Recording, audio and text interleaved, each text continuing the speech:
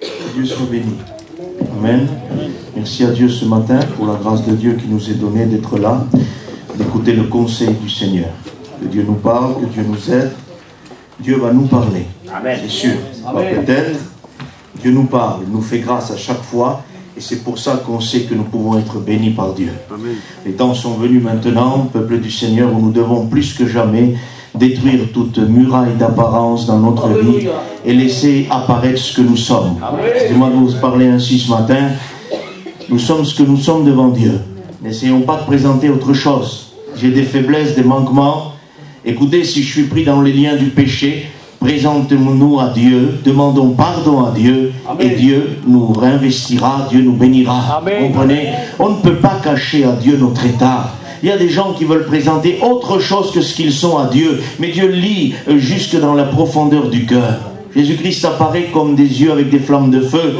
Il va jusqu'au fond, il consume l'apparence, il consume un foulard, il consume une Bible à la main, il consume 3 réunions par semaine, il consume un culte d'adoration religieux pour mettre en place tout ce qui vient de lui, qui est spirituel. Dieu est puissant, les frères et sœurs. La muraille et l'apparence du chrétien. Nous avons parlé hier d'Ézéchiel 8 et on va continuer dans cette note. Nous sommes devant une église avec Ézéchiel 8, une église d'apparence, qui n'a rien d'autre qu'une apparence, elle a une vie religieuse et non spirituelle.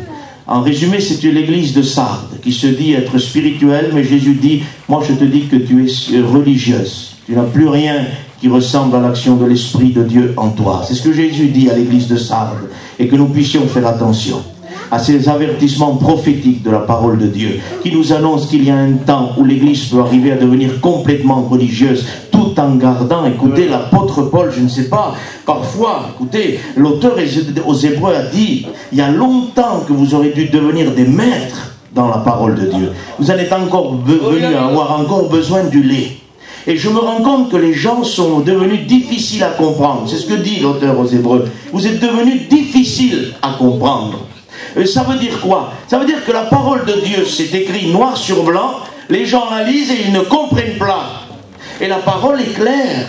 La parole est très claire. C'est quand même clair de comprendre ce qui est écrit, mais vous êtes devenus lents à comprendre, dit l'apôtre. Et nous avons besoin de comprendre. L'apôtre Paul dit, il viendra un temps où les hommes, dans les derniers temps où nous sommes aujourd'hui, dans les temps difficiles, les hommes seront amis de l'argent, seront égoïstes, blasphémateurs, fanfarons, ils seront rebelles à Dieu, ils seront, si vous voulez, ennemis des gens de bien. Ils auront l'apparence de la piété, mais ils renieront ce qui fait la force de la piété. C'est quand même pas difficile à comprendre ça, je pense. Quelqu'un qui sait lire, et même qui ne sait pas lire, à l'écoute de la parole de Dieu, peut se rendre compte de ce que nous vivons. Amen, amen. Seigneur, révèle-nous, Seigneur, révèle-nous. Mais attendez, il y a des choses qui sont déjà révélées. Ne cherchez pas à révéler ce texte-là, il est révélé. Il a été révélé par le ministère d'apôtre de Paul. Paul a dit, dans les derniers temps, vous allez voir des églises d'apparence. Des sœurs avec des foulards, des frères avec des bibles, prêchant la parole de Dieu, témoignant, chantant, et ils ne seront pas vrais dans leur cœur.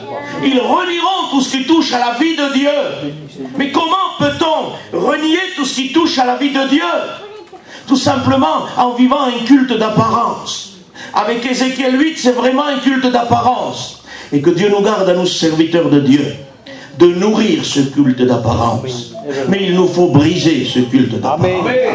Que Dieu nous protège, à nous qui sommes dans le service. Je n'engage pas les anciens avec moi. Je suis jeune dans le service, je me mets à moi, je n'engage pas les anciens avec moi. Que Dieu me protège de nourrir le culte d'apparence. Nous avons besoin de prêcher une parole qu'on a dit, la parole de Jésus, et celui-là n'enseigne pas comme les scribes et les secrétaires, il le fait avec autorité. On était frappés de son enseignement. C'est la frappe de la parole qui brise le plat, qui brise le roc, qui brise l'apparence. Et j'aimerais vous rajouter une lecture d'un texte avant de continuer Ézéchiel. Toujours en Ézéchiel 13, Dieu fait un reproche au corps ministériel. Ézéchiel 13, 1, la parole de l'Éternel me fut adressée en ces mots: Fils de l'homme, prophétise contre les prophètes d'Israël, qui prophétisent et qui dit à ceux qui prophétisent selon leur propre cœur, écoutez la parole de l'Éternel, malheur aux prophètes insensés qui suivent leur propre esprit et qui ne voient rien. Je saute volontairement au 7. Les visions que vous avez sont vaines. Les oracles que vous prononcez ne sont-ils pas menteurs? Vous dites l'Éternel a dit et je n'ai point parlé. C'est pourquoi ainsi parle l'Éternel, parce que vous dites des choses vaines, que vos visions sont mensonges. J'en veux à vous, dit l'Éternel. Ma main sera contre les prophètes dont les visions sont vaines et les oracles menteurs. Ils ne feront point partie de l'assemblée de mon peuple, ils ne se seront pas inscrits dans le livre de la maison d'Israël, ils n'entreront pas dans le pays d'Israël. Vous saurez que je suis l'Éternel. Et écoutez bien ce qui est dit. Ces choses arriveront parce qu'ils égarent mon peuple, en disant paix quand il n'y a point de paix. Et mon peuple baptise une muraille, et eux, ils la couvrent de plâtre. Dis à ceux qui la couvrent de plâtre qu'elle s'écroulera, une pluie violente surviendra, et vous, pierre de grêle, vous tomberez, et la tempête révélera les fondements de l'église d'apparence. Que Dieu nous y aide. Nous sommes ici devant des personnes qui sont en train de nourrir le culte d'apparence. Ils sont en train, mon peuple bâtit une muraille. C'est-à-dire que le peuple est en train de se faire une vie chrétienne d'apparence, en se camouflant derrière un foulard, derrière une carte de baptême, comme je vous l'ai dit hier, pour certains derrière une carte de prédicateur, pour d'autres derrière une tâche qu'ils ont dans l'église, et parce qu'ils ont la tâche, ils sont couverts. Et puis j'aimerais vous dire ce matin, Dieu est en train de dire, ils baptisent cette vie d'apparence, et eux, les prophètes qui prophétisent sans l'ordre de Dieu, sont en train de couvrir cette muraille de plâtre pour lui donner encore une plus belle apparence, qu'elle soit sans défaut.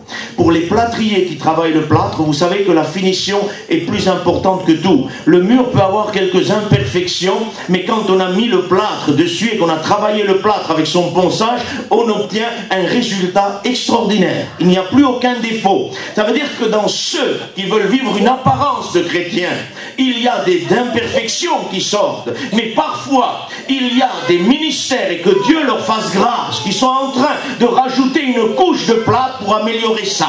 N'aie pas peur, mon frère ou ma soeur, ça ira, plus tard ça ira mieux, tu verras. Dieu connaît, mon frère, je sais, pas grave. Dieu connaît, Dieu est amour. Dieu est amour, mais il est aussi un feu dévorant, c'est ce que la Bible dit. Et Dieu ne fait pas de compromis, malgré son amour, Dieu ne fait pas de compromis avec le péché. Là où il y a le péché, il n'y a pas la sainteté, et on ne peut pas mélanger le péché avec la sainteté. Il y a la sainteté où il y a le péché. Il ne peut pas y avoir deux choses dans un cœur. Et quand on est en train de pouvoir insister pour couvrir la muraille qu'on s'est bâtie avec du plâtre, Dieu dit, j'enverrai la tempête, j'enverrai la grêle, et toute cette muraille s'effondrera. Et les fondements seront révélés. Parce que ce qui compte dans une vie chrétienne, c'est le fondement. Parce que si tu bâtis sur le roc, tu tiendras debout même si la tempête, la grêle vient. Il y en a qui disent, frère, il ne faut pas trop irriter les chrétiens parce qu'ils risquent à partir et laisser leur vie chrétienne. Non, non, quand on est de nouveau, on ne laisse pas, on ne peut pas laisser notre vie. Est-ce que vous comprenez ça? Est-ce qu'un petit nourrisson qui vient au monde a le choix de ne plus venir au monde? Une fois qu'il est venu au monde, il est venu au monde, il est venu au monde. C'est tout, c'est terminé. Et quand on est né de nouveau, on est né de nouveau. Et je vous dis, moi, vous ne pouvez pas faire autrement, vous comprenez? Et nous avons besoin de comprendre cela. Et non, non, parce qu'attends, il ne faut pas trop irriter, il ne faut pas trop en faire. On n'en fait pas trop, on n'irrite pas trop. On demande seulement à ce que la vie chrétienne grandisse dans la vie de Dieu. C'est tout ce qu'on veut. C'est tout ce que la Bible veut. Elle ne veut pas grand-chose, la Bible. Elle veut que nous soyons sous son ordonnance. Que nous, quelque part, qu'on s'humilie devant ce que Jésus nous dit. J'enverrai la tempête, j'enverrai la grêle. C'est moi vous dire qu'il y a des tempêtes et des grêles spirituelles provoquées par le Seigneur dans les derniers temps, pour pouvoir révéler l'état des églises de Dieu. Nous sommes en train de vivre aujourd'hui une purification d'église de la part de Dieu, de la part de Jésus. Ce que je ne vois pas, ce que tu ne vois pas, Dieu le voit. Et Dieu est amour. Et vous savez qu'il est lent à la colère. Il est lent à la colère, le Seigneur. La colère de Dieu dure un instant, sa miséricorde dure l'éternité, nous le savons. Mais j'aimerais vous dire quelque chose, quand Dieu pousse quelqu'un à se repentir, et qu'il ne veut pas, Dieu reviendra, il sera là pour lui demander de se repentir de nouveau de son péché. Mais s'il persévère dans sa situation et qu'il n'y a plus rien à faire et qu'il est devenu imperméable, alors Dieu révélera toute sa misère au sein de l'assemblée et au sein du monde, des yeux du monde. C'est ce que nous devons comprendre. Jésus a dit, il n'y a rien de caché qui ne sera découvert. Ce que vous ferez dans les ténèbres, ce que vous direz dans les ténèbres sera prêché du haut de l'estrade, dit une version. Ça veut dire qu'aujourd'hui nous avons besoin de cette purification. Ce que je ne vois pas, ce que tu ne vois pas, Dieu le voit. Et il faut que nous comprenions que les yeux du Seigneur sont sur nous. Quand on a la crainte de Dieu, on sait que Dieu regarde quand personne ne regarde. On sait que dans le noir, dira le frère Paillon, une tache noire dans le noir, le Seigneur est capable de la voir. C'est quand même fort ce que peut faire Dieu, parce que Dieu révèle l'état du cœur. Vous savez, j'ai souvent pensé, Seigneur, mais pourquoi parfois, Seigneur, tu ne nous révèles pas la vie des gens? Il y a des cas tellement importants et tellement destructifs que si Dieu vous révélerait un état de cœur et que si vous irez reprendre celui ou celle-là, vous direz, t'es fou, t'as perdu la raison, moi je fais ça, mais t'es malade, et tout ça retomberait sur vous. Alors Dieu est obligé de s'occuper lui-même de ça, de faire exploser à grand jour, vous savez, parce que si nous on le dirait, alors on serait pris pour des malades. Et on nous dirait, mais non, de fausses accusations. On y perdrait notre vie chrétienne, on y perdrait notre ministère. Parce qu'il y a des choses qui se font dans le lieu secret qui sont incroyables à croire. Incroyables à croire. Que Dieu nous aide, que Dieu nous aide. L'apôtre Paul dit, il y a des choses qui se font en secret, qu'il est honteux même d'en parler. Ça existait, au temps de Paul, ça existe aujourd'hui. Et nous avons besoin, mes frères et sœurs, de vivre en tant que chrétiens, de respecter Dieu, de se respecter, parce que Dieu nous respecte. Et on a besoin de dépasser un peu nos traditions. Frère, tu veux quoi? Qu'on abandonne nos traditions? Pas du tout. Garde tes traditions, si elles sont bonnes. Sinon, je te dis littéralement oui, débarrasse-toi de ce qui encombre là.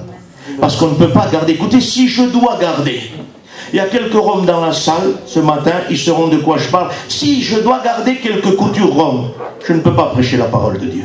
J'ai un choix à faire, Marco. Soit je garde les coutumes roms, soit ça je ne le prêche plus. Alors de loin, je préfère prêcher l'évangile. Préfère accepter l'appel de Dieu, me débarrasser de ces coutumes qui n'ont rien à voir avec Dieu, pour faire avancer l'œuvre de Dieu. Et on doit faire comme ça, pour que ça avance. Vous savez que dans nos peuples, la prédication est limitée parfois. Parce qu'on dit, frère, attention, on ne peut pas dire des choses devant notre peuple. Attention, hein, mon frère, il faut quand même être respectable, on ne peut pas tout dire. Je suis d'accord avec vous, mais le Saint-Esprit donne un tact dans la parole de Dieu et dans la manière de dire les choses. On peut dire la chose la plus horrible avec le tact du Saint-Esprit, elle passera comme une lettre à la poste, parce que l'Esprit de Dieu est là. Mais parce que notre peuple est trop respectable, on ne veut plus révéler le péché. Il y en a qui disent, frère, ailleurs, mais pas chez nous. Notre peuple, nous sommes respectables. Il n'y a pas de ça chez nous. Écoutez-moi bien, quand le scandale explose et qu'on ne peut plus rétablir, qu'est-ce qui se passe au milieu de nous? J'aimerais vous le demander. Je sais pas, chez nous, ça n'existe pas. Et quand les scandales explosent, et qu'il y a des tueries, les gens se tuent, et que le scandale a explosé, et que l'irréparable est arrivé, parce qu'il y a des choses qui sont irréparables. Et si on laisserait le Saint-Esprit parler au cœur du pécheur, librement, et qu'on se débarrasse de nos traditions, avant que l'irréparable arrive, la repentance pourrait faire quelque chose d'extraordinaire. Vous comprenez ça? On a besoin de laisser le Saint-Esprit œuvrer. Il a un tact formidable, il sait dire les choses à n'importe quel peuple, à n'importe quel cœur. Il sait dire les choses les plus compliquées avec une simplicité d'enfant. Et quand l'Esprit de Dieu parle, on le comprend. Que Dieu nous fasse grâce. Arrêtez, que j'arrête d'essayer de paraître. Nous sommes ce que nous sommes. On n'a pas rien à prouver, ni au monde et ni aux autres frères et sœurs. Nous sommes ce que nous sommes. N'essayez pas de prouver ce que vous êtes. Laissez le Saint-Esprit vous donner un témoignage. Et si vous ne le donnez pas, c'est que vous n'en avez pas. Excusez-moi, on parle autrement ce matin. Si vous n'avez pas une approbation de la part de Dieu, c'est que vous n'avez pas de témoignage. Parce que la parole de Dieu dit, et c'est clair, la Bible nous montre Jésus, rempli du Saint-Esprit, sa renommée se répandait dans tout le pays. Vous êtes d'accord avec moi? Amen. Rempli du Saint-Esprit, sa renommée se répandait dans tout le pays. Jésus n'a jamais parlé de lui-même, parce qu'il était sous l'ordre de la parole qui dit qu'un autre te loue et non ta bouche. Mais lui, Jésus, ne se louait pas, il ne cherchait pas à être reconnu. Le Saint-Esprit faisait sa renommée dans le pays entier. Laissez faire le Saint-Esprit. Si vous avez une renommée, il la fera. Si vous n'en avez pas, il la fera pas, et tant mieux. Comprenez? Il y a des fausses renommées aujourd'hui. On élève des esclaves et on abaisse des princes dans l'œuvre de Dieu aujourd'hui. Comment ça, frère? Le livre d'Ecclésiaste dit, j'ai vu des des esclaves marchaient à cheval et des princes marchaient à pied. Ça veut dire quoi? Ça veut dire qu'on reconnaît quelqu'un qui n'a aucun témoignage parfois et on abaisse l'homme de Dieu qui devrait être élevé. Les places ont été mélangées. Il y a des gens qui occupent des postes qu'ils ne devraient jamais occuper. Ce sont des esclaves du péché, des esclaves du monde, des esclaves du moi, de l'orgueil. Ils occupent des places élevées. Et les esclaves, elles sont sur des chevaux, ça veut dire ils sont liés par leur moi, par leur orgueil. Et ils sont à des places élevées, à des postes élevés. Et jamais de la vie, ils ne voudront laisser leur poste. Mais Dieu les abattra. Dieu les fera descendre. Vous savez que plus vous êtes haut, plus la chute fait mal quand vous tombez. Si vous tombez de haut, ça fait plus mal que si vous tombez d'une hauteur plus basse. C'est pour ça que nous ne devons pas occuper des places et on ne doit pas se faire une renommée. Si vous avez un témoignage, si vous avez une vie chrétienne, le Saint-Esprit s'occupera de ça. Il y en a qui disent, oh frère, tu devrais travailler avec l'internet. Ma soeur, regarde sur internet, tu vas être béni. Les sœurs, je vous donne un conseil personnel, ne regardez pas internet, regardez le Christ, c'est meilleur. Frère, tu pourrais toucher l'Amérique avec l'internet. Laissez-moi d'abord toucher mon père, ma mère, ma famille qui n'est pas encore convertie, et après je toucherai l'Amérique. Laissez-moi toucher mon voisin de palier, laissez-moi toucher mon enfant, laissez-moi toucher ma compagne, mon compagnon dans les cas, vous comprenez? On veut toucher l'Amérique. On ne fait pas le travail chez nous. On a besoin de pouvoir œuvrer avec le Saint-Esprit. Mais frères, Dieu a mis à notre possibilité quelque chose d'extraordinaire. L'Internet faux. C'est le diable qui a mis Internet en place, c'est pas Dieu. Que vous comprenez ça?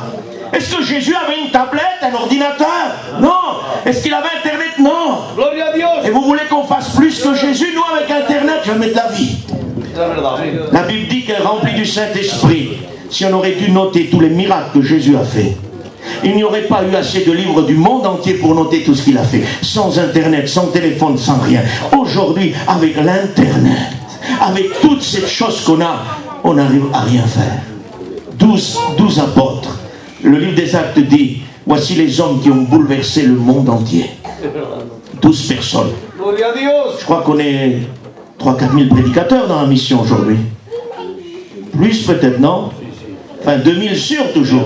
Sur 2000. Sur 2000 prédicateurs, on n'arrive pas à révolutionner une région parfois. Est-ce que vous comprenez? 12 personnes ont révolutionné le monde. 2000 prédicateurs, on n'arrive pas à révolutionner une région. Comprenez? Il y a quelque chose qui ne tourne pas, il y a un malaise. Il y a un malaise. Mais frère, attends, nous sommes de vie et lumière, mais alors? Si on est de vie et lumière et qu'on ne vit pas la vie de l'esprit, ça ne change rien pour Dieu. Parce que Dieu respecte notre vie. Est-ce que vous comprenez ça? Frère Jimmy nous a dit un jour, président de Vie et Lumière, vous êtes d'accord avec moi? Vous ne servez pas la mission, vous servez Jésus. Vous respectez la mission. Je respecte la mission de tout mon cœur, mais je sers Jésus. Comprenez-vous cela? Il ne faut pas se cacher sous une tutelle de mission. Il ne faut pas se cacher derrière une organisation. Parce que ça, c'est pour de l'administration. Mais pour le spirituel, c'est à voir. Et nous avons besoin que les hommes et les femmes soient remplis du Saint-Esprit. N'essayez pas de vous faire une renommée. N'essayez pas que les gens vous connaissent. S'ils doivent vous connaître, ils vous connaîtront. Si vous devez passer dans telle église, dans tel lieu, dans tel endroit, le Saint-Esprit établira ce qu'il y a à faire. C'est pas vous de préparer, c'est pas moi de préparer. Le Saint-Esprit est assez fort pour le faire. Et il le fait mieux que moi, il le fait mieux que vous. On ne s'organise pas un programme, on laisse faire le Saint-Esprit. C'est comme Jésus faisait. Que Dieu nous y aide ce matin. Ézéchiel nous dit ce qu'on a dit hier, c'est important, on reprend la course d'Ézéchiel, parce que c'est important de comprendre qu'avec Ézéchiel, nous sommes ici devant un culte d'apparence. Ézéchiel ne voit rien, personne ne voit rien, mais Dieu le voit. Il dit, maintenant, perce la muraille et regarde derrière. Il y a une porte, il va falloir que tu l'ouvres et que tu rentres. La porte du cœur caché. Brise cette muraille d'apparence et rentre dans le cœur même des églises de Dieu. Et nous avons vu hier qu'il y avait noté là-dedans des responsables d'église, des anciens. Il y avait l'église de Dieu notée ici, on ne peut plus tout répéter ce matin, mais nous avons vu tout ça. Nous avons vu que nous étions devant un ministère de prophète, devant un ancien responsable de l'église, et il ne voyait rien. On peut être responsable d'église et si on se contente juste du foulard sur la tête, de la Bible à la main et que rien d'autre n'apparaisse dans la vie de nos chrétiens, nous sommes dans l'embarras. J'aimerais vous le dire. Amen. Nous avons besoin qu'à travers, écoutez, je ne suis pas contre le foulard, c'est l'enseignement de la Bible. Merci Seigneur que vous êtes couverts et faites-le toute votre vie. Il y en a qui se sont débarrassés de ça aussi. Gardez-le. Mais ce que je veux dire, c'est que le foulard ne suffit plus. La Bible ne suffit plus. Le beau chant ne suffit plus. La belle prédication ne suffit plus. Il faut une vie d'esprit. Il faut une vie d'onction. Il n'y a plus aucune onction ici avec Ézéchiel. Une église littéralement morte. Une église littéralement vide d'esprit. Puisque Dieu va venir saisir Ézéchiel par les cheveux. Et il dit, il me transporta dans des révélations qui appartiennent à l'Esprit de Dieu. Ça veut dire qu'il n'y avait plus de révélations qui appartenaient au Saint-Esprit. C'était une église littéralement morte. Frère, tu exagères, je n'exagère pas. Là où on adore le diable à la place de Dieu, vous croyez que l'église vit? Elle est morte. 2 fois morte. Et plus personne ne peut la voir vivante. Il y a Dieu qui peut la ressusciter. Mais elle est morte. Et nous allons le voir. Il y en a qui ne supportent pas ça. Frère, excuse-moi, les églises vives, c'est ça, oui. Les églises vives, elles devraient vivre. On devrait dire, frère, les églises devraient vivre, amen. Amen, amen. Mais toutes les églises ne vivent pas. Frère, tout le monde n'est pas pareil, heureusement. Heureusement, il y a encore des hommes et des femmes vivants pour Dieu, remplis de l'onction. C'est ce qui fait tenir l'édifice en place. Ces quelques chrétiens dispersés dans le monde entier, ces quelques églises remplies du Saint-Esprit, tiennent l'édifice en place. Vous les enlevez, tout s'effondre. Tout s'effondre. Parce que Dieu ne travaille pas avec la quantité, Dieu travaille avec la qualité. Amen. Il préfère un seul homme rempli du Saint-Esprit que 500 hommes vides. Des jeunes chrétiens, le Seigneur m'avait donné, je ne dis pas une vision, je dis que Dieu m'avait dans mon esprit montré ça. Il y avait un très grand stade. Et Dieu était sur une estrade au milieu de ce très grand stade où il y avait des millions de personnes. Et puis Dieu avait le dos à la foule. Et puis, si vous voulez, Dieu me faisait comprendre la différence entre quelqu'un qui est rempli de Dieu et qui vit l'onction de Dieu et qui respecte son Dieu et la différence entre quelqu'un qui a qu'un culte que d'apparence. Ces personnes ont commencé à crier le nom de Dieu. Et une foule a crié, c'était fort, fort, ça a explosé, des millions de personnes criaient au même moment le nom de Dieu. Et Dieu n'a pas bougé. Le Père n'a pas bougé, ni un seul doigt. Et puis tout le monde s'est arrêté. Et dans cette grande foule, une personne a crié à Dieu. Et là, Dieu s'est tourné. Est-ce que vous comprenez? Et vous avez ces images dans la Bible avec Moïse. Le peuple entier pouvait crier et Dieu ne les écoutait pas. Il écoutait Moïse. Il dit, je parle à Moïse comme un homme parle à son ami face à face. Est-ce que vous comprenez ça? Parce que le peuple était corrompu, Moïse ne l'était pas. Et Dieu préfère un seul homme qui vit la vie de Dieu que 500 hommes corrompus, excusez-moi. Il ne peut rien faire avec ça. Ça ne sert à rien tout ça. Amen. Ce qu'il faut, c'est un homme qui veut de la présence de Dieu.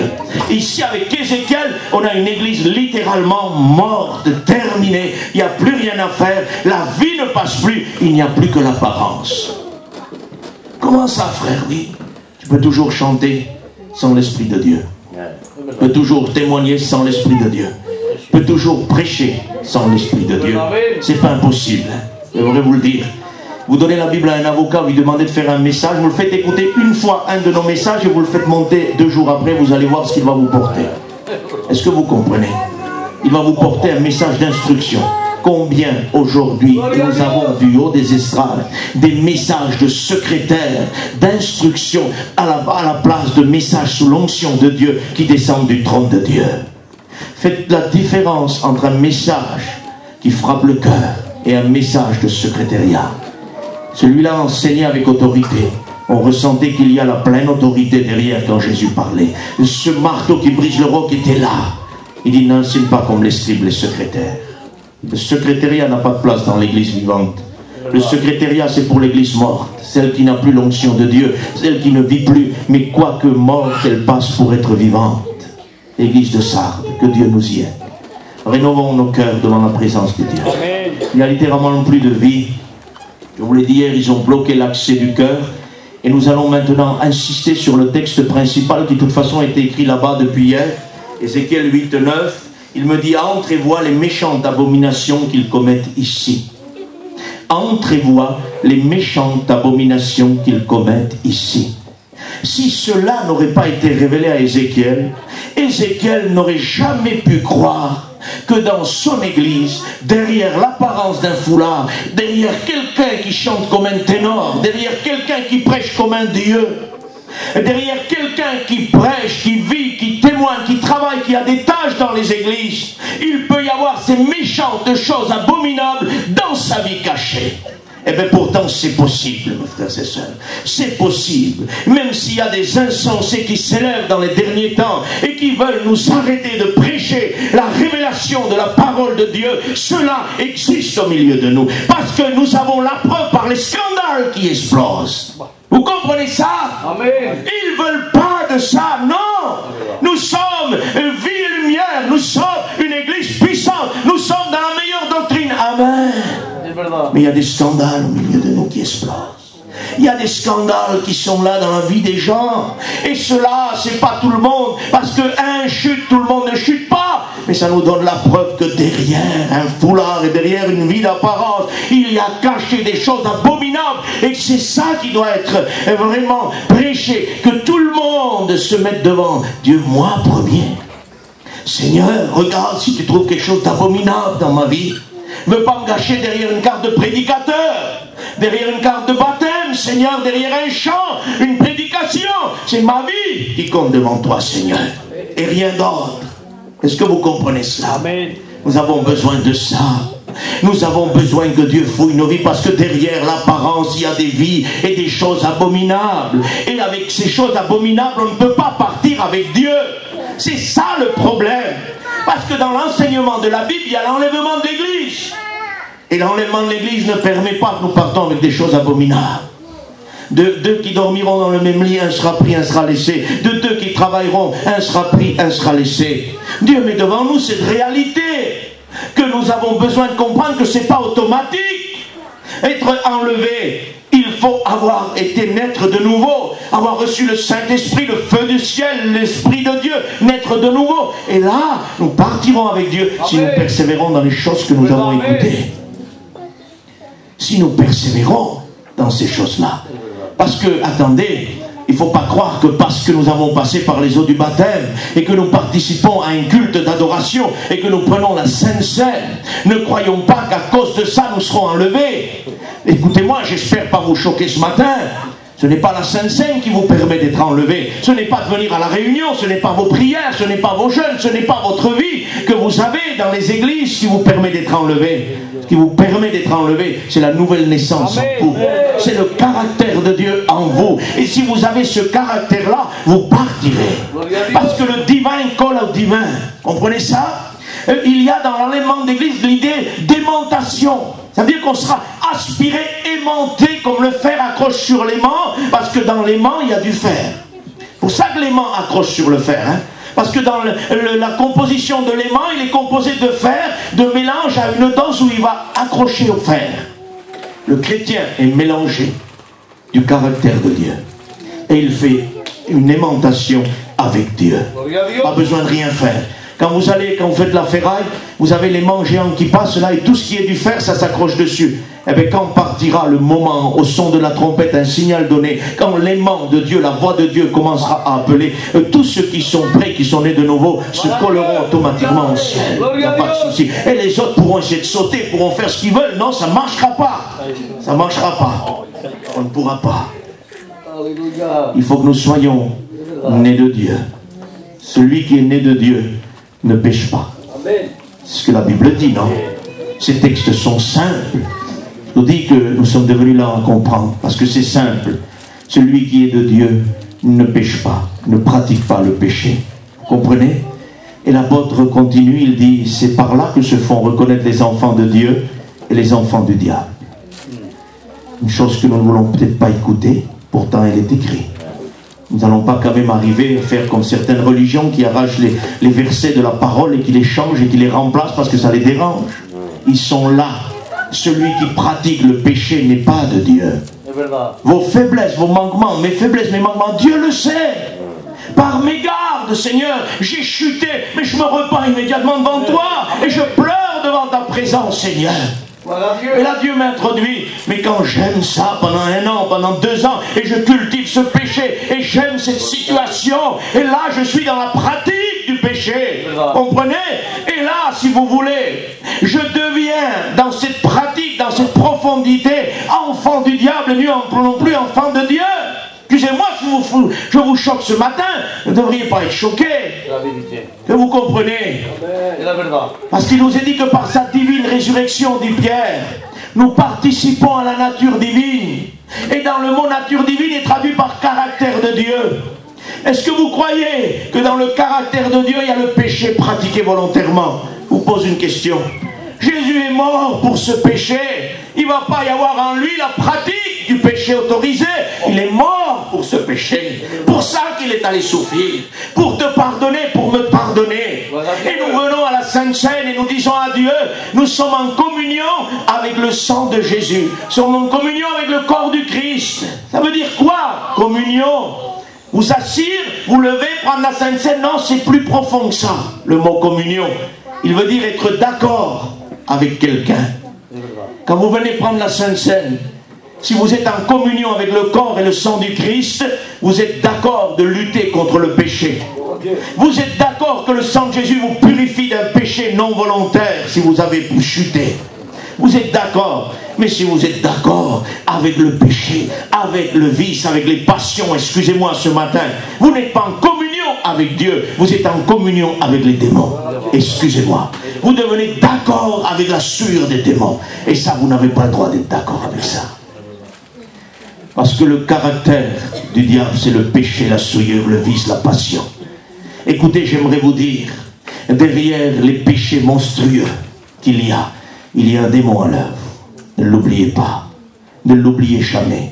Vous acceptez un compromis avec le péché, vous acceptez un bail avec le diable.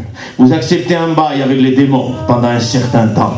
Et Dieu ne veut pas de ça. Nous n'avons pas le droit d'accepter ça. La seule alliance que nous avons acceptée, le seul pacte que nous avons fait, c'est le pacte dans la nouvelle alliance en son sang. Amen. En son sang et en rien d'autre. Et dans le sang de Jésus, il y a le pardon des péchés. Il est mort pour le péché. Ézéchiel nous met devant une vérité. Il y a un temps de difficulté. Et j'aimerais que tu prennes conscience que Dieu ne se contente plus aujourd'hui de tes 3 réunions par semaine, de ton culte d'adoration, de ta pratique religieuse de ta vie. Il veut plus que cela. Il veut une réserve d'onction, une visite de Dieu et une purification au niveau du péché. Je ne peux pas soulager les mots ce matin. J'essaye, je vous en supplie, j'essaye. J'essaye parce qu'on ne se connaît pas trop, mais je ne peux pas. Je ne peux pas dire mes mots, il faut que Dieu vous parle. Je ne peux pas faire autrement. Je ne peux pas faire autrement, moi, ce matin. Nous avons besoin de Dieu. Dieu a besoin de nous. Il nous aime. Vous le comprenez qu'entre Dieu et nous, il y a une histoire d'amour véritable. Ce n'est pas un tyran, ce n'est pas un dictateur. Et Dieu n'est pas en colère contre moi. Dieu est ouvrier avec moi. Entre moi et Dieu, c'est une histoire d'amour éternel. Entre toi et Dieu, c'est une histoire d'amour éternel. Et Dieu ne veut pas que nous ayons, si vous voulez, des relations avec autre chose que lui. Ici, en Ézéchiel, on va avancer ce matin. Il me dit, entre et vois les méchantes abominations. J'entrais et je regardais, il y avait toutes sortes de figures de reptiles, de bêtes abominables et toutes les idoles de la maison d'Israël peintes sur la muraille tout autour. Nous sommes ici en train de rentrer derrière le rideau, derrière le voile, derrière tout ce que vous voulez, derrière l'apparence. Là on rentre, il y a des choses abominables. Et la première chose que Ézéchiel voit, ce sont des reptiles peints sur la muraille tout autour. Vous savez ce que c'est le reptile? Et ça appartient à quelle race? Ça appartient au serpent. Les reptiles, donc quand vous dites les reptiles, le serpent y est. Vous comprenez? Si un dragon aurait pu exister aujourd'hui, on aurait dit le dragon fait partie des reptiles. Le serpent est ici honoré. Pourtant, dans le livre de Galates, Paul avertit l'Église. Il dit, Galates, qui vous a fasciné, aux yeux de qui Christ a été peint comme crucifié? Regardez bien ce que l'apôtre dit. Il dit, dans votre cœur, il faut qu'à l'intérieur, il y ait la peinture de la croix de Jésus. Il faut que dans votre cœur, l'intérieur de votre cœur, on y trouve dedans, peint tout autour, Il dit, qui vous a fasciné? Le mot littéral, c'est ensorcelé. Qui vous a ensorcelé? Et la sorcellerie vient du diable. Qui vous a ensorcelé? Il y a la sorcellerie moderne dans l'église aujourd'hui. Et la sorcellerie moderne, on n'a pas le temps de déployer ça. Vous savez ce que c'est? C'est croire, vivre la vie chrétienne, être séduit, et plus loin, vivre la vie chrétienne et vivre corrompu dans le péché. Ça, c'est de la sorcellerie moderne dans l'église, ça. C'est tout. Et faites-y attention, la sorcellerie détruit la vie chrétienne. Qui vous a ensorcelé pour qu'aujourd'hui le Christ ne soit plus peint dans votre cœur, qu'il n'y ait plus la croix, qu'il n'y ait plus rien? Ici en Ézéchiel, il aurait dû en rentrant voir cette croix, ce Christ, ce Seigneur, Maître, et comme objet de l'adoration. Ce n'est plus lui qui est l'objet de l'adoration, c'est le serpent qui a remplacé l'objet d'adoration de l'Église. C'est le serpent ici avec Ézéchiel. Dieu nous protège. Frère, c'est impossible. Si c'est possible, Dieu l'a dit. Je répète ce que j'ai dit hier. C'est pas grave pour les répétitions. La Bible est remplie de répétitions. Là où tu es, l'église de Pergame, là où tu es, là est le trône de Satan. Là où tu es. C'est-à-dire là où tu vis, Satan a sa demeure. Ça veut dire quoi? Ça veut dire qu'à Pergame, les chrétiens ont fait un compromis avec le péché. Ont accepté quelques péchés. Parce qu'il y avait, au milieu de Pergame, si vous voulez, il y avait une doctrine répandue. Et cette doctrine, c'est la doctrine de Balaam. Et on va en parler de cette doctrine de Balaam. Parce que vous avez besoin de comprendre que pour qu'il y ait, ici, en Ézéchiel 8, l'objet d'adoration, un serpent à la place de Jésus, ça ne se passe pas du jour au lendemain non plus. Il y a toute une préparation. Il y a toute une préméditation. Il y a plein de choses qui sont faites. Il y a des préparations avant cela. Mais ils ont commencé par faire des compromis avec le monde. J'aimerais vous dire ici, nous sommes en train de voir avec Ézéchiel, il y a des anciens qui tiennent un encensoir à la main. Un encensoir, c'est symbole de quoi? C'est symbole d'adoration. Je ne veux plus lire, j'ai plus le temps, mais je vous le dis, vous le lirez. Ils ont un encensoir à la main et ils adorent. Ça veut dire ici qu'ils sont souillés, qu'ils sont dans le péché, d'après ce que Ézéchiel voit, les choses abominables dans leur cœur, mais qu'ils sont toujours dans la fonction. Qui sont toujours comme ceux qui chantent dans l'église. Ils sont toujours comme ceux qui prêchent dans l'église, comme ceux qui témoignent, comme ceux qui ont une tâche dans l'église. Est-ce que vous comprenez ça? Ici, ça révèle que, malgré qu'Ézéchiel a vu les choses abominables dans leur cœur, ils sont toujours dans la fonction. Comprenez ça? Est-ce que la Bible révèle, hein? Ça veut dire que si quelqu'un commet quelque chose d'abominable et qu'il n'est plus dans sa fonction, vous pouvez le comprendre, ça, c'est normal. Mais là, il y a quand même, c'est quelque chose d'incompréhensible, les frères. Quelqu'un est dans un péché abominable, il est toujours en fonction. Comment peut-on chanter encore quand le péché est dans notre vie? Vous le demande. Comment peut-on encore prêcher l'évangile et être sincère en face du peuple avec un péché destructeur dans la vie? Il faut juste ici une séduction diabolique. Il faut ici un aveuglement diabolique. Il faut une puissance diabolique et rien d'autre. Vous comprenez cela? Et celui qui chante ou qui prêche avec un péché à la base a besoin d'être éclairé par Dieu, parce que sinon il est perdu. Est-ce que vous comprenez ça?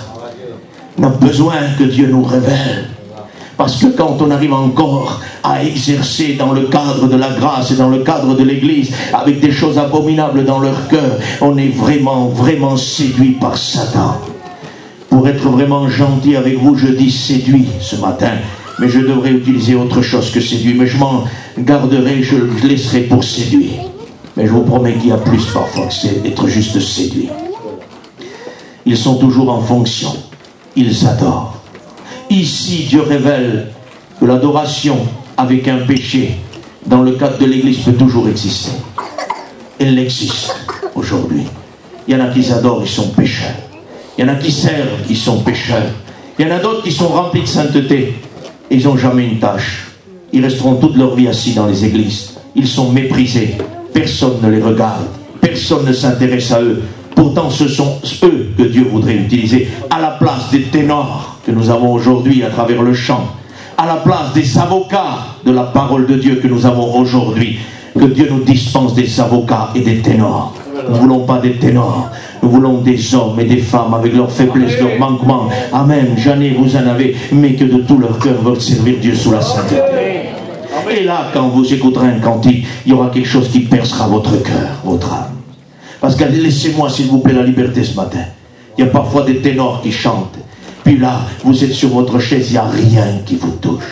Rien. Il y en a d'autres qui frappent dans les mains. Formidable, ils vous regardent, ils disent, frère, t'as vu? T'as vu quoi? Tu as vu quoi? Une voix qui ne produit rien. Parce que moi, quand j'écoute quelqu'un chanter, ou quelqu'un témoigner ou prêcher, je m'attends à recevoir quelque chose. Vous comprenez ça? Et si je ressens rien, je ne me force pas à ressentir, c'est qu'il n'a rien à donner. Comprenez ça? Ferme pas les yeux, ferme tes yeux, tu vas voir. Pourquoi fermer les yeux? S'il doit le fermer, je le ferme par la présence de Dieu. Amen. Comprenez ça?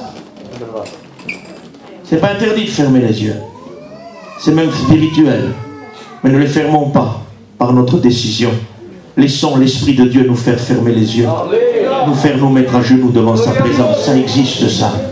Mais ne produisons pas des acteurs sur nos estrades. Ne produisons pas des avocats de la parole de Dieu. Laissons notre Père nous parler.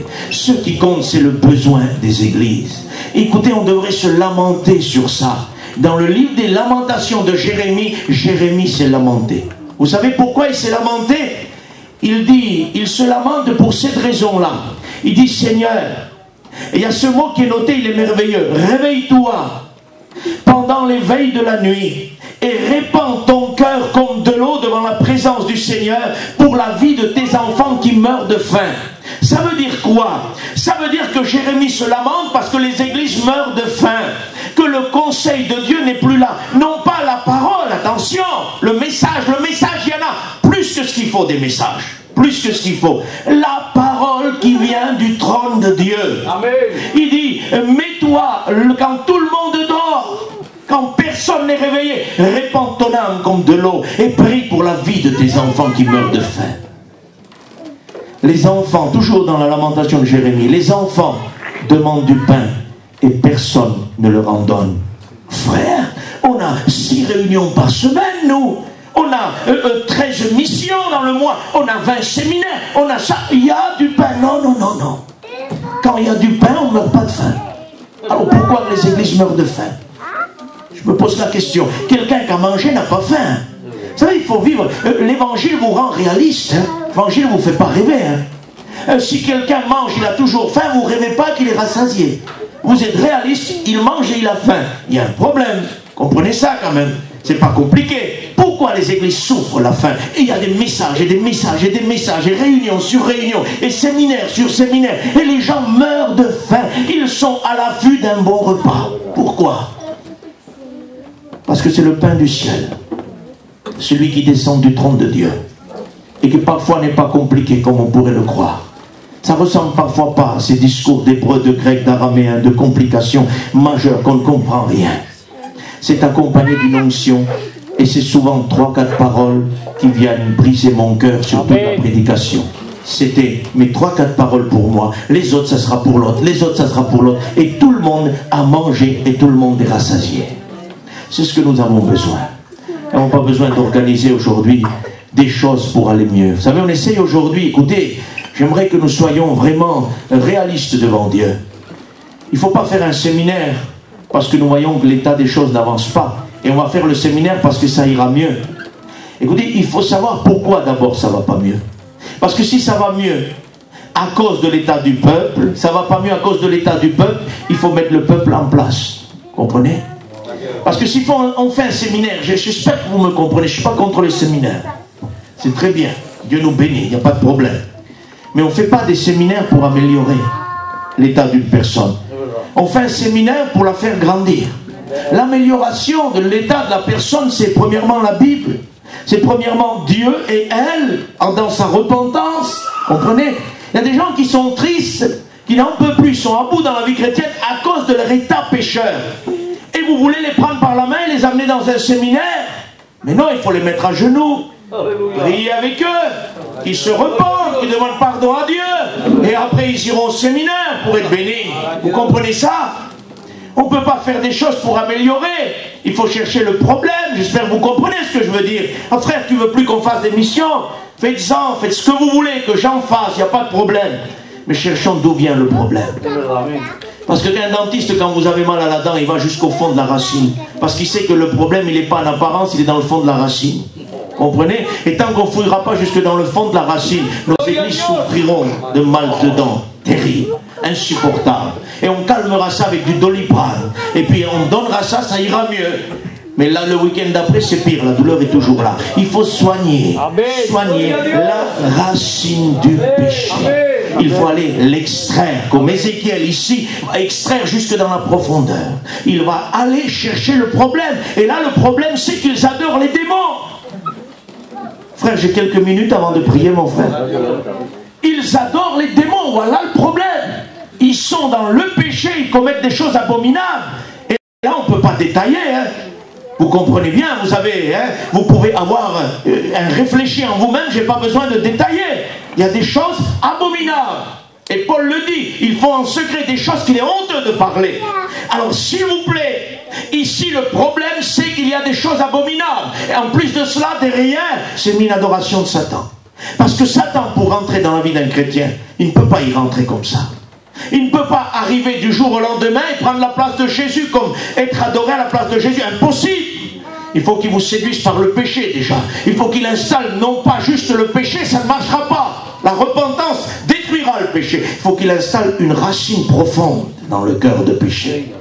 Une racine profonde que même la personne se repentirait, elle n'y arriverait plus. Il faudrait vraiment, ce qu'Ézéchiel fait ici, que Dieu va jusque dans la profondeur lui arracher cette racine-là. Comprenez ça?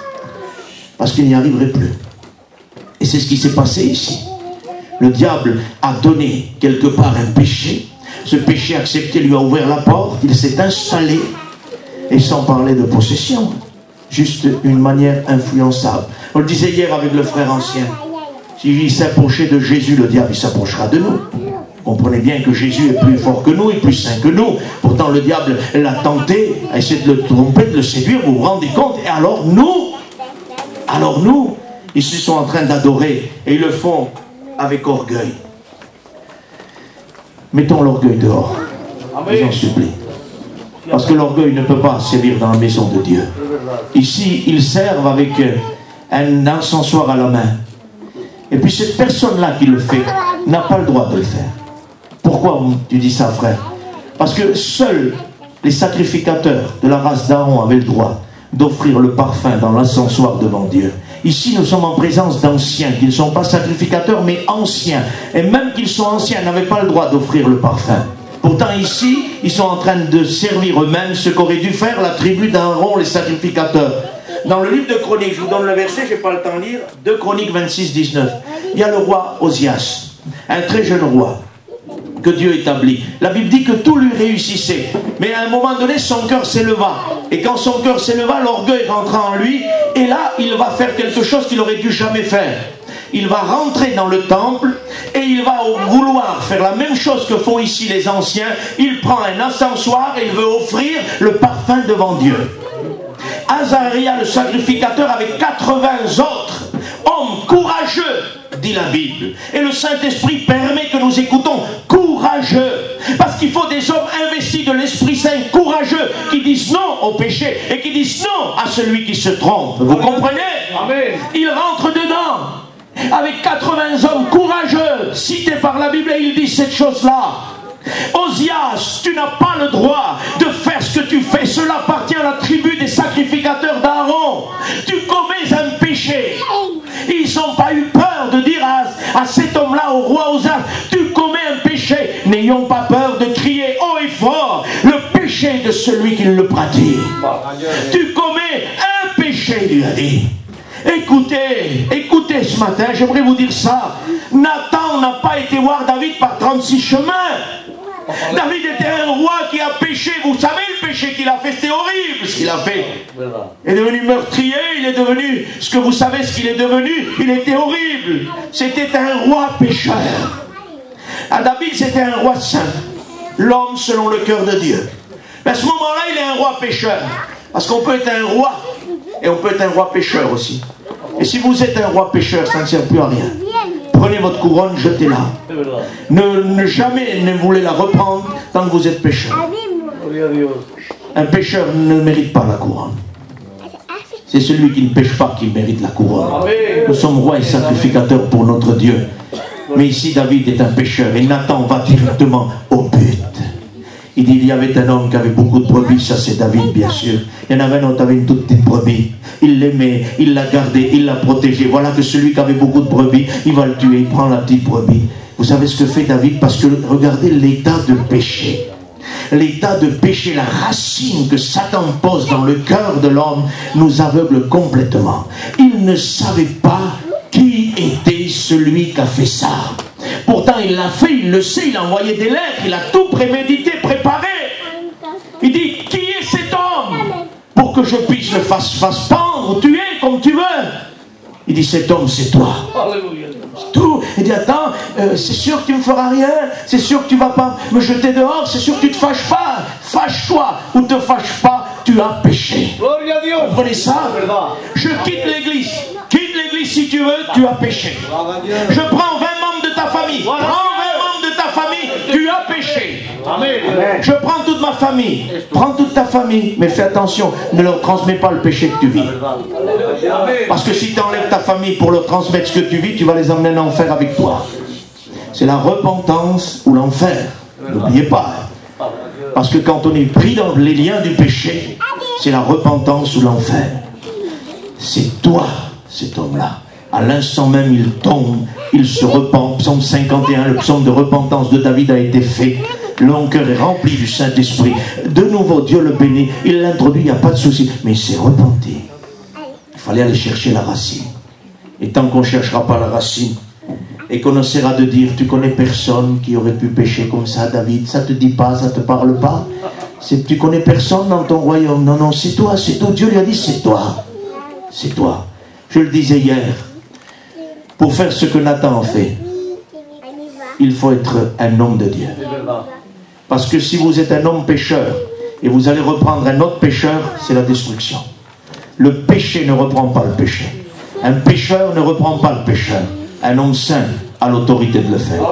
Et c'est ce que Nathan était par rapport à David. Même qu'il était roi, par rapport à sa position morale, il était souillé, il avait perdu sa condition de roi. Et l'homme de Dieu, Nathan, était plus élevé que lui dans la position morale. C'est pour ça que Dieu se sert de Nathan. Ce n'est pas votre nom que Dieu se sert. C'est de votre situation morale et rien d'autre. Dieu ne cherche pas des adorateurs, il cherche des adorateurs en esprit et en vérité. Que Dieu nous bénisse, que Dieu nous fasse grâce. On va essayer de prier bientôt le Seigneur, prenez patience. Il va falloir laisser Dieu fouiller le cœur ce matin. On va falloir laisser Jésus aller dans la racine. Vous savez ce que je vais dire, mon Seigneur? Je lui dis dorénavant, à partir déjà d'aujourd'hui, à travers la parole de Dieu, je sens qu'il peut y avoir une racine d'installer et que je ne l'ai pas vue. Mais dire au Seigneur, tu vas s'il te plaît fouiller, mon Seigneur, mon cœur. Tu vas aller jusque dans la profondeur, et s'il y a quelques racines qui sont en train de germer, de donner vie à quelque chose, ou si il y a déjà eu quelque chose qui vit, s'il te plaît, arrache tout ça de mon cœur. Amen. Tu prêches la parole, frère. Vous croyez que devant un message de Dieu, je vais me cacher? J'ai besoin de comprendre que je peux être trompé.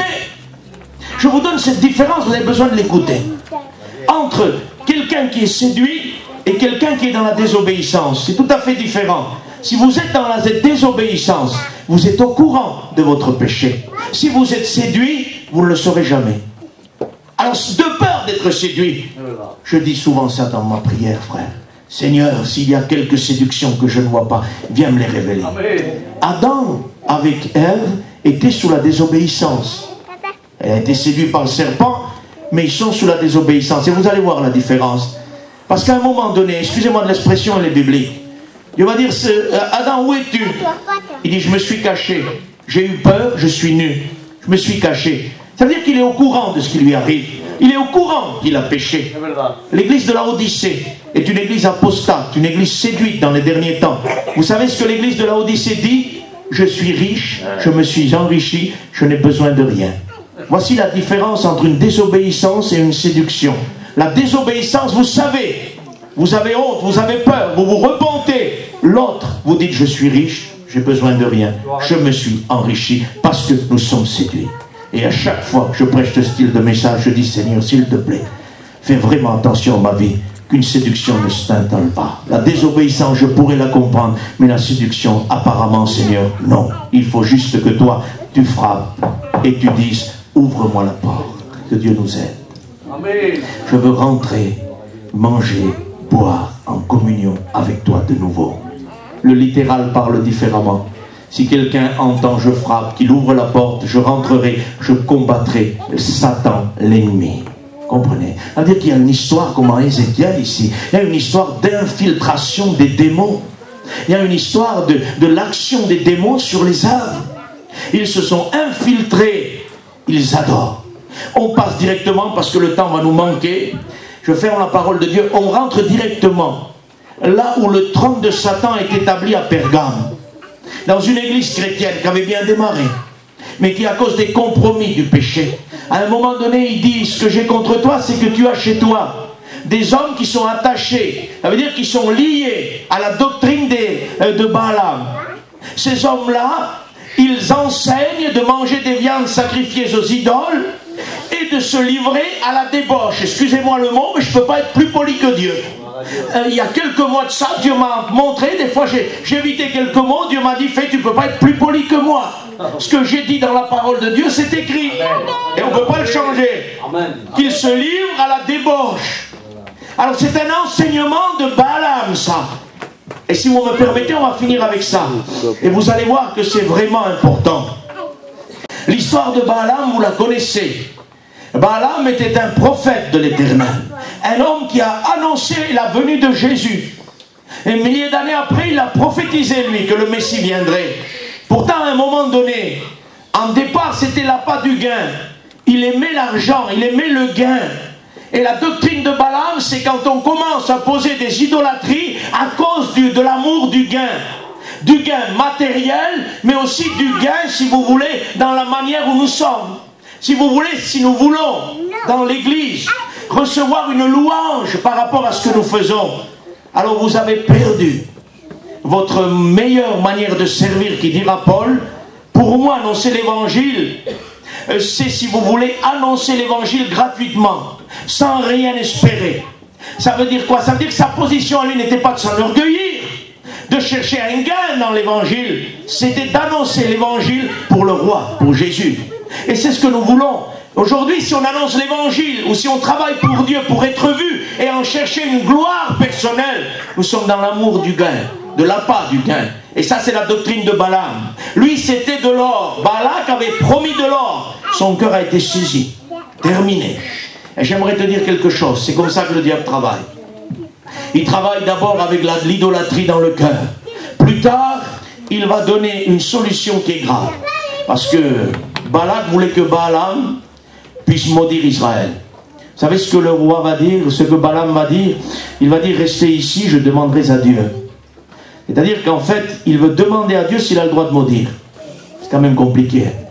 Si j'appelle mon frère Paka, Paka, voudrais-tu maudire l'église de Nîmes, s'il te plaît? Mais Paka n'a pas besoin d'aller devant Dieu pour me répondre. Il dit, fais, j'ai été établi pour bénir et non pour maudire. Est-ce que vous comprenez ça? Mais son cœur a été pris. Donc il a dit à plusieurs reprises, pour raccourcir ce matin, parce qu'il est tard, à plusieurs reprises. Puis à la fin, il dit, dormez là, restez là, surtout que le gain ne s'en va pas. Restez là en cas que je perds ce que je veux. Puis à la fin, Dieu dit, vas-y. On dirait que Dieu a changé d'avis. Il a dit non, puis il a dit oui. Faites attention à la volonté permissive de Dieu. C'est la volonté permissive qui parfois nous mène sur le chemin de la perdition. Dieu a dit non. Quand Dieu a dit non, n'essayez pas de travailler avec Dieu, de chiner Dieu, excusez-moi de la parole que j'utilise, n'essayez pas de travailler avec Dieu. Tu veux pas, c'est sûr que tu veux pas, mais il y aurait ça de bien, il y aurait ça de bien, je pourrais partir en mission, s'il y a beaucoup d'argent, je pourrais faire ci. N'essayez pas de travailler avec Dieu de cette manière-là. Si Dieu sait que vous n'avez pas besoin de ça et vous dit non, alors dites merci Seigneur. Lui, il a essayé de commercer avec Dieu. Et quand Dieu dit non et qu'on insiste sur Dieu, parce que notre cœur est pris par l'idolâtrie et par ça, on le veut ça. Vous savez ce qui se passe? Alors Dieu dit vas-y. Il va. Puis à un moment donné, sur le chemin, il va voir l'ange de l'Éternel qui est Jésus, qui veut lui barrer le chemin. Et puis à un moment donné, l'ânesse sur laquelle Balaam est monté, va commencer à parler. Et puis c'est intéressant. Je vous demande 5 minutes d'attention, après je prie. Je m'excuse de prendre quelques minutes, mais c'est la dernière réunion qu'on a, je pense que c'est important. Écoutez bien ce qui est important, c'est que l'ânesse va dire, le chemin sur lequel tu t'engages est un chemin de perdition. La volonté permissive de Dieu, c'est le chemin de la perdition. Parce que quand Dieu dit non, n'insistez pas sur Dieu. Parce qu'après il vous dira, vas-y. Mais à un moment donné, c'est plus ce que Dieu voulait. C'est la permission par rapport à votre insistance qui est en train d'agir. Et là, vous vous engagez sur une mauvaise voie. Et là, l'ânesse va parler. Vous savez ce qui est important de comprendre? C'est que Balaam était un homme que Dieu a utilisé pour annoncer la venue du Messie. Mais parce qu'il s'est corrompu, Dieu trouve plus honorable une ânesse de parler de sa bouche que par la bouche de Balaam. Et puis le prophète qui parle, c'est l'ânesse qui est plus honorable aux yeux de Dieu à la place du prophète corrompu. Une ânesse dans les mains de Dieu, écoutez bien, une ânesse dans les mains de Dieu fera meilleur travail qu'un prophète corrompu. Ça ne sert plus à rien. Un prophète corrompu ne sert absolument plus à rien du tout. Que Dieu nous y aide, que Dieu nous fasse grâce. Un prophète corrompu ne sert plus à rien du tout. Et là, pour raccourcir, vous savez ce qu'il dit? Il dit, Israël ne peut pas être maudit. Et quand il essaye de maudire, c'est la bénédiction qui tombe. Israël ne peut pas être maudit. Alors il donne un conseil. En Nombre 23, si le verset est bon, sinon on pourra vous le donner à la fin. Et là, nous sommes en train de voir qu'Israël se livra au péché à Baal-Péor. Et Israël se livra à la débauche à Baal-Péor. Elle s'attacha à Baal-Péor. Et ici, nous sautons volontairement à l'église de Pergame, où cette doctrine est utilisée. Alors, ça veut dire quoi? Ça veut dire que Satan utilise aujourd'hui ce moyen de péché pour ouvrir la porte et pour permettre que ces démons s'introduisent et s'infiltrent dans l'église. Et que Dieu vous y aide. Que Dieu vous fasse grâce. Le seul moyen, a dit Balaam, pour qu'il y ait la colère de Dieu qui s'enflamme, c'est le péché qui rentre dans l'église. Et il a trouvé le moyen. Il dit, envoie les filles de Moab, permets que le péché se fasse, Balak, et tu vas voir. Et après, automatiquement, tu pourras t'infiltrer. La plaie de Baal-Péor, 23 000 morts en un seul jour. Dieu a frappé. Dieu ne fait pas de compromis avec le péché. Et dans l'église de Pergame, c'est ce qui s'est passé.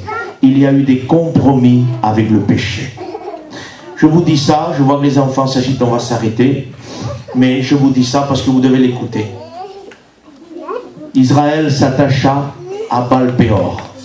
Dans le texte littéral, c'est pas Baal-Péor que vous lisez, c'est Belphégor. Et puis là, c'est intéressant. Alors, quand on vous dit Belphégor, vous pensez tout de suite, comme j'aurais pensé moi aussi, au fantôme du Louvre, Belphégor. Mais c'est plus puissant que ça. En matière de démonologie, Belphégor est un démon qui inspire la manière de pécher, qui inspire la souillure, qui inspire les manières de pécher. Belphégor.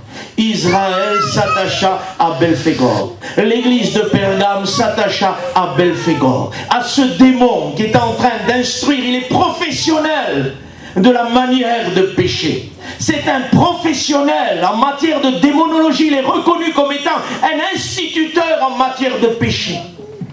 Et en matière de péché, de débauche, excusez-moi ce matin, mais on doit en parler. Il est un spécialiste de ça. Jamais de la vie je toucherai à ça. Si on commence à faire une alliance avec Belphégor, demain, après-demain, tellement qu'il est professionnel et spécialiste, on ne verra rien venir. Sinon notre chute mortelle et l'enfer à venir. Attention, faites-y très attention.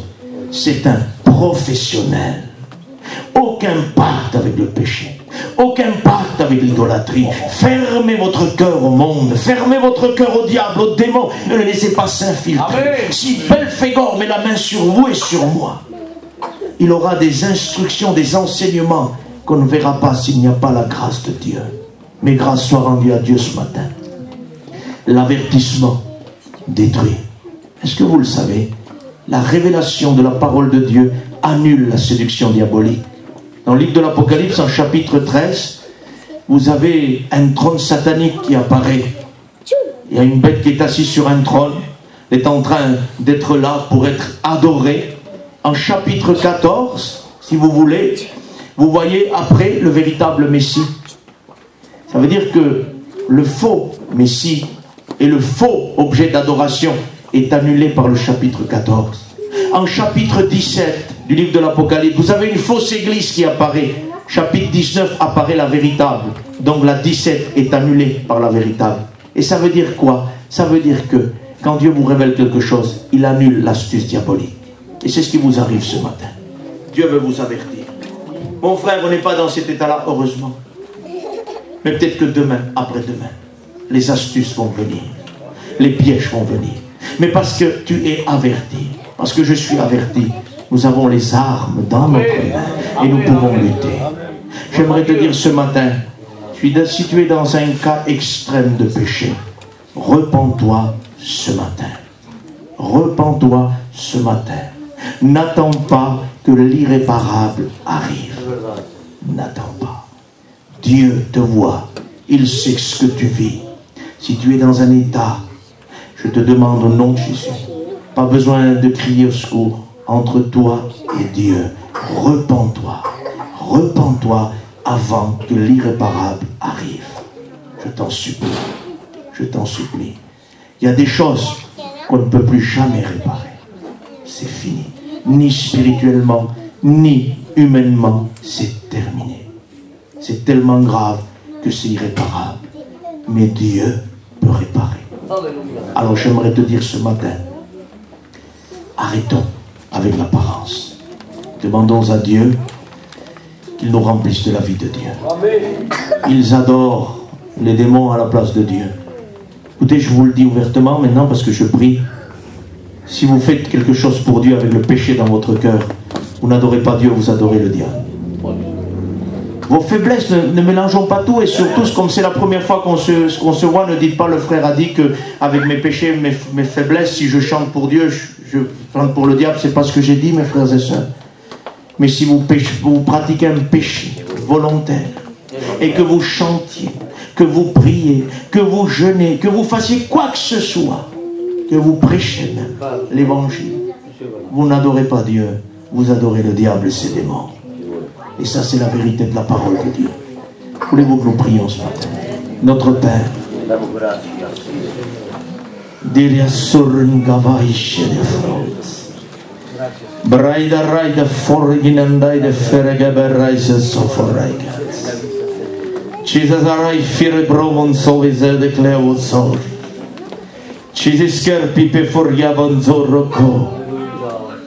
réclame ta grâce dans nos vies ce matin. Merci pour l'avertissement de la parole prophétique, Seigneur. Merci pour l'avertissement, Seigneur, par ton action. Parce que l'avertissement par l'action prophétique est important dans nos vies. Christ, fouille nos cœurs, s'il te plaît. Détruis toute racine de péché caché. Arrache-la, va la chercher derrière la muraille. Va derrière le foulard, va derrière la Bible à la main, va derrière les 3 réunions par semaine. Fouille nos vies, nous t'en supplions. Saisis-nous par les cheveux, comme tu as saisi Ézéchiel, pour nous ramener à cette vie de consécration, à cette vie de prière, à cette vie, Jésus, de sainteté devant toi. Ramène-nous à la vérité de Dieu. Nous voulons une intimité avec toi, Seigneur. Nous ne voulons pas servir les démons. Nous servons le Seigneur, le véritable Dieu. Et c'est à cela que nous sommes engagés le jour où nous t'avons accepté. Parce que tu nous as pardonné, parce que tu nous as ouvert le ciel, nous nous sommes engagés à te louer, à t'adorer. Parce que le corps n'est pas pour le péché, dira Paul, mais il est pour la gloire de Dieu. Et c'est pour cela qu'aujourd'hui nous offrons nos corps comme des sacrifices agréables devant toi. Et nos corps, nous ne voulons pas les donner à la portée du péché, mais nos corps, nous voulons les présenter au trône de ta grâce, qu'ils se consument et qu'ils se transforment en des objets d'adoration acceptés par toi, Seigneur. Jésus, ce matin, s'il te plaît, protège-nous des ruses du diable. Amen. Tu vois les catastrophes que le diable fait. Amen. Tu vois le vrai visage du péché. Seigneur, le péché se camoufle. Et Seigneur, la Bible dit du péché qu'au début il est doux comme le miel, mais plus tard il sera amer comme la mort. Parce que le péché ressemble au miel, Seigneur, mais plus tard c'est la mort. Et plus amer que la mort. Garde-nous du péché, donne-nous à haïr le péché. et à aimer la sainteté. Parce que la sainteté n'a pas de visage. La sainteté n'a qu'un seul visage, c'est ton visage qui resplendit comme le soleil en plein midi. Seigneur, merci pour la sainteté de Dieu. Merci pour notre vie devant toi. Seigneur, brise-nous des ruses du diable. Brise-nous des ruses du diable et ses démons. Brise, Seigneur, l'impact de la doctrine de Balaam dans les églises. Je t'en supplie. Le péché, Seigneur, s'infiltre à travers cette doctrine. Seigneur, aide-nous, Jésus, parce que cette doctrine dit que tout péché sera pardonné par la grâce et que la grâce sauve une fois pour toutes. Seigneur, brise cela. Nous savons que le pécheur n'a pas de place devant ta face. Le pécheur pardonné, oui, amen, Seigneur, a de la place devant toi. Seigneur, nous ne pouvons pas pécher ouvertement et croire qu'on peut s'approcher de toi. Seigneur, protège-nous, Seigneur, des ruses de Belphégor. Protège-nous de ces manières, de ces initiations de péché, parce que le péché est devenu puissant aujourd'hui. Et ces démons, Seigneur, donnent des instructions, posent des manières de péché, Seigneur. Nous t'en supplions, brise leur action. Bénis, Seigneur, mes frères et sœurs ce matin. Bénis leur foyer, Seigneur. Celui qui a besoin d'être repentant devant toi, donne-lui un cœur qui se repent. Parce que tu dis à l'église de la Odyssée, repens-toi, parce que la Odyssée ne se repentait plus. Et les églises apostates ne se repentent plus. Seigneur, aide-nous ce matin. Seigneur, merci pour les avertissements pour certains ce matin. Tu avertis avant, Seigneur, que le péché se présente. Tu avertis avant que le diable se présente. Heureusement, Seigneur. Parce que quand quelqu'un sonne à la porte, avant d'ouvrir la porte, on ne sait pas qui c'est qu'il y a derrière. Et on pourrait ouvrir la porte au diable, Seigneur. Mais parce que dans l'église, tu nous avertis. Nous n'avons pas à ouvrir le diable, même s'il sonne, même s'il frappe, même s'il se présente avec son péché. Parce que tu nous as dit, c'est le diable, n'ouvrez pas. Nous n'ouvrirons pas la porte. Seigneur, nous te glorifions ce matin. Bénis mes frères et sœurs. Bénis-moi, bénis ma famille, mon foyer. Bénis mes enfants, ma compagne. Fais-nous grâce, s'il te plaît. Nous vivons la dernière ligne droite, la plus dangereuse, Seigneur. Nous voulons nous accrocher à toi, Seigneur. Nous voulons être simples, ne pas nous compliquer. Nous voulons vivre simplement la foi, Seigneur. Te prier avec notre force et nos faiblesses de temps en temps. Parce que ce n'est pas tout le temps avec des puissantes prières que nous sommes devant toi. Et souvent avec des prières faibles. Mais tu es avec nous. Nous ne voulons pas, Seigneur, aujourd'hui être ce que nous ne sommes pas. Nous n'avons rien à démontrer, nous n'avons rien à prouver. Nous sommes ce que nous sommes. Pardonne mes faiblesses, mes imperfections. Pardonne mes manquements dans ma vie, Seigneur. S'il te plaît, Jésus. Fais-moi grâce, Majesté, j'ai besoin de toi. Merci parce que tu es Dieu. Priez le Seigneur ce matin, que Dieu vous bénisse.